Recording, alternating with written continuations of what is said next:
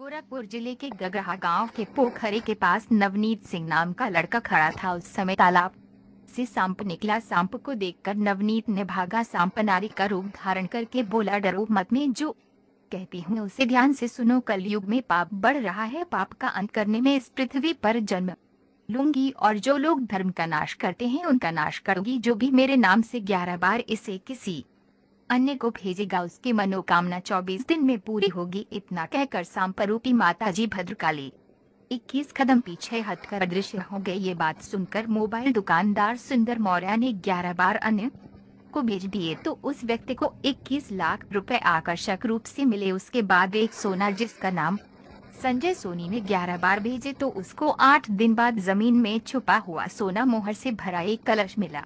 उसके बाद एक लड़के ने 10 बार भेजे तो